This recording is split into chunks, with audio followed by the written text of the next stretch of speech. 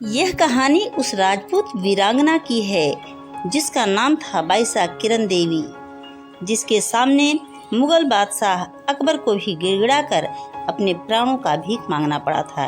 इनकी कहानियों को हमारे भारतीय इतिहास में दफन कर दिया गया है। इनका नाम तक कोई नहीं जानता।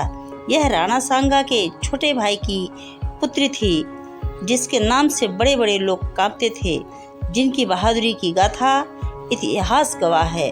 वह अकबर दिल्ली में नवरोज का मेला प्रतिवर्ष लगाता था, जिसमें पुरुषों को जाना वर्जित था। सिर्फ स्त्रियां ही जाती थीं और नाच गाना करती थी।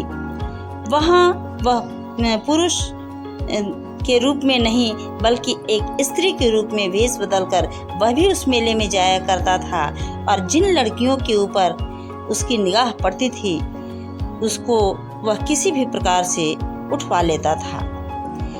तो इस प्रकार से एक दिन बाईसा किरण देवी भी उस मेले में पहुंचती है। उसकी सुंदरता को देखकर वह मोहित हो जाता है और उसके सामने जाकर उसे स्पर्श करने का प्रयास करता है। जैसे ही वह स्पर्श करने का प्रयास करता है मेले में, वैसे ही बाईसा किरण देवी अपने हाथ से कटार निकालती है और सीधे उसके सीने पे लगा देती है और कहती है कि मैं उस महाराणा प्रताप की भतीजी हूँ जिसके नाम से तेरी नींद उड़ जाती है। बोल, तेरी आखिरी इच्छा क्या है? तू मेरा परिचय नहीं जानता। मैं बीकानेर के राजा पृथ्वीराज की पत्नी हूँ और मैं एक वीरांगना स्त्री हूँ। मैं तुझसे नहीं डरता। इतना पे वह अकबर उससे डरने लगता है और डर कर गिड़गिड़ा कर माफ़ी मांगता है, अपने प्राणों की भीख मांगता है। इस पर उस छत्राणी ने शर्त रखा कि आज के बाद नवरोज का मेला नहीं लगेगा और कभी भी किसी स्त्री के ऊपर बुरी निगाह नहीं रखेगा।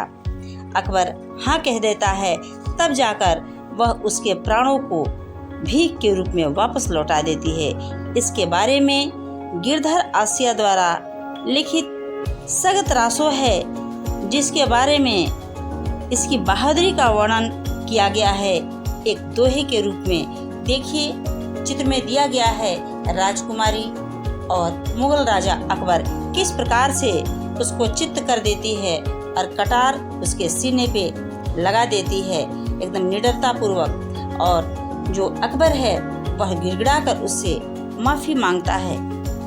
इसके बहादुरी के बारे में वर्णन मिलता है। लिखा गया है कि किरण सिंघनी सी चढ़ी उर पर खींच कटार, किरण सिंघनी सी चढ़ी उर पर खींच कटार, भीख मांगता प्राण की अकबर हाथ पसार, भीख मांगता प्राण की अकबर हाथ पसार।